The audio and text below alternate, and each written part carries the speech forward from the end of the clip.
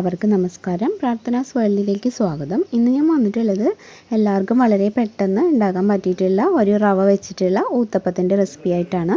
അപ്പോൾ നമ്മൾക്ക് രാവിലെയൊക്കെ എഴുന്നേൽക്കാനൊക്കെ വൈകിക്കഴിഞ്ഞാൽ ദോശമാവൊന്നും ഇരിപ്പില്ലെങ്കിൽ പെട്ടെന്ന് തന്നെ ഉണ്ടാക്കാൻ പറ്റിയിട്ടുള്ളതാണ് ഈ ഒരു ഊത്തപ്പം. അപ്പോൾ നമുക്ക് ഈവനിങ് സ്നാക്കായിട്ടും ഒക്കെ ഇത് ചെയ്യാൻ പറ്റും. കറിയൊന്നും ഇല്ലെങ്കിലും ഇതുപോലെ ഇങ്ങനെ റോളാക്കി വെച്ച് കഴിഞ്ഞാൽ കുട്ടികൾക്കൊക്കെ കൊടുത്താൽ അവർ കഴിച്ചോളും. അപ്പോൾ നമുക്ക് ഇന്നത്തെ ഈ ഒരു റെസിപ്പിയിലേക്ക് കടക്കാം. ഇതിന് വേണ്ടിയിട്ട് ഞാനിപ്പോൾ എടുക്കുന്നത് ഒരു 1.5 കപ്പ് റവയാണ്. അപ്പോൾ 4 പേർക്കൊക്കെ ബ്രേക്ക്ഫാസ്റ്റിന് വേണ്ടിയിട്ടാകുമ്പോൾ 1.5 കപ്പ് റവയൊക്കെ വേണ്ടി വരും. അതുകൊണ്ടാണ് ഞാനിപ്പോൾ കറക്റ്റ് ഒരു 1.5 കപ്പ് എടുക്കുന്നത്. അപ്പോൾ നിങ്ങൾക്ക് 1 കപ്പ് മതി എന്നുണ്ടെങ്കിൽ അത് എടുക്കാം കേട്ടോ. പിന്നെ നമുക്കിതിലേക്ക് ചേർക്കേണ്ടത് തൈരാണ്. എൻ്റെ കയ്യിലുള്ളത് നല്ല പുളിയുള്ള തൈരായതുകൊണ്ട് ഞാൻ 1 കപ്പേ എടുക്കുന്നുള്ളൂ. ഇപ്പോൾ തൈരിന് കുറച്ച് പുളിയൊക്കെ കുറവാണെങ്കിൽ 1.5 കപ്പ് വരെയൊക്കെ എടുക്കാം.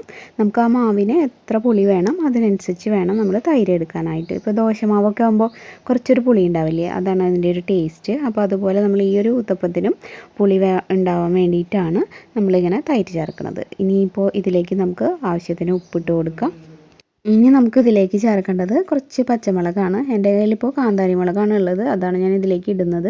നിങ്ങളുടെ എരിവിനനുസരിച്ച് ചേർക്കുക. നമ്മൾ ഇതുപോലെ ഈ മാവിലിട്ട് അരയ്ക്കുമ്പോൾ എന്താണെന്ന് വെച്ചാൽ ഈ മാവിനൊരു ചെറിയ എരിവ് വരും. അതല്ലെങ്കിൽ നമുക്കത് ഊത്തപ്പം ഉണ്ടാക്കുന്ന ടൈമിൽ അരിഞ്ഞിട്ടാലും മതി.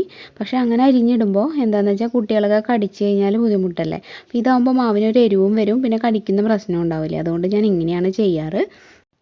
ഇനി നമുക്കിതിലേക്ക് കുറച്ച് മഞ്ഞൾപ്പൊടിയും കൂടി ചേർക്കണം. എന്നിട്ടിത് നന്നായിട്ടൊന്ന് സ്മൂത്താക്കി അരച്ചെടുക്കണം.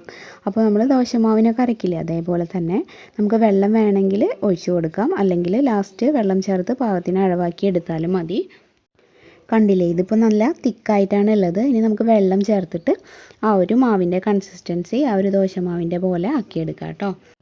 ഒരു പാത്രത്തിലേക്ക് നമുക്കിത് ആക്കിയിട്ട് കറക്റ്റ് ആക്കിയിട്ട് മാവിനെ എടുക്കാം. അതിന് വേണ്ടിയിട്ട് എല്ലാം ഞാനിപ്പോൾ ഈ പാത്രത്തിലേക്ക് ഇടുന്നുണ്ട്.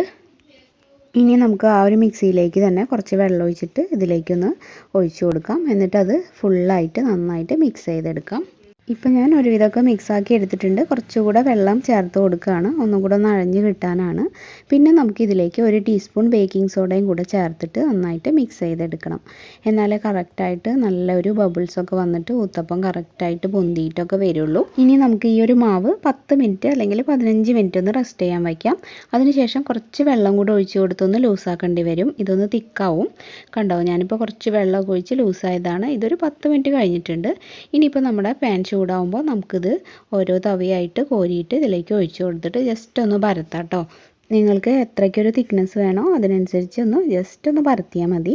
അതിനുശേഷം കണ്ടില്ലേ, ഇപ്പോൾ ചെറുതായിട്ട് ഇങ്ങനെ ബബിൾസ് വരുന്നുണ്ട്. ആ ഒരു സമയത്ത് ചെറുതായിട്ട് അരിഞ്ഞ് വെച്ചിട്ടുള്ള സവാളയാണ് ഞാനിപ്പോൾ ഇതിലേക്ക് ഇങ്ങനെ സ്പ്രെഡ് ചെയ്ത് കൊടുക്കുന്നത്. അപ്പോൾ നമുക്ക് അതൊന്ന് ഇട്ട് കൊടുക്കാം. സവാളയുടെ അളവൊക്കെ നിങ്ങളുടെ ഇഷ്ടത്തിനനുസരിച്ച് തീരുമാനിക്കുക. അപ്പോൾ കൂടുതൽ ഇട്ടാൽ കൂടുതൽ ടേസ്റ്റ് ഉണ്ടാവും. അതുപോലെ ചെറുതായിട്ട് അരിഞ്ഞിട്ടുള്ള തക്കാളിയും ഇതുപോലെ ഒന്ന് സ്പ്രെഡ് ചെയ്ത് കൊടുക്കുക.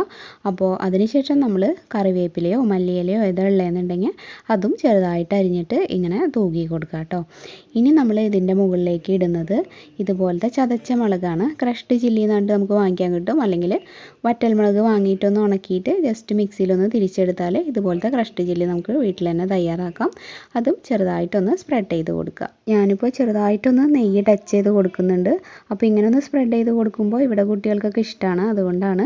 നിങ്ങൾക്കിപ്പോൾ നെയ്യ് വേണമെന്നില്ല, ഏത് ഓയിലാണോ നമ്മൾ ഉപയോഗിക്കുന്നത് അത് ചെറുതായിട്ടൊന്ന് ടച്ച് ചെയ്ത് കൊടുത്താൽ മതി.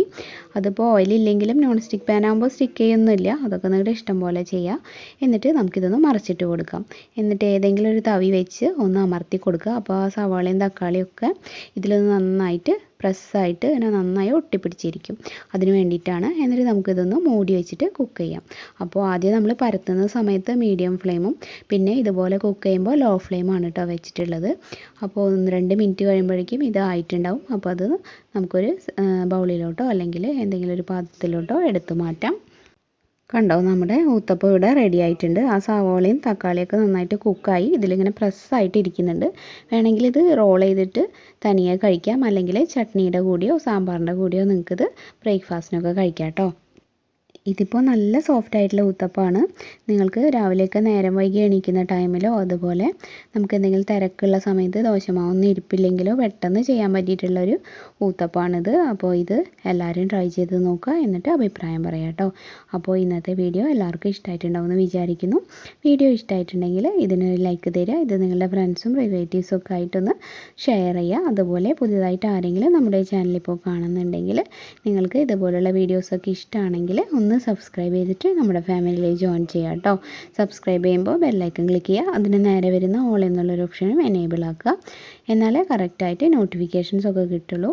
അപ്പോൾ ഇനി നാളെ മറ്റൊരു നല്ല വീഡിയോ ആയിട്ട് വീണ്ടും വരാം. എല്ലാവരും വീട്ടിൽ സുഖമായിട്ടിരിക്കുന്നു എന്ന് വിചാരിക്കുന്നു. താങ്ക്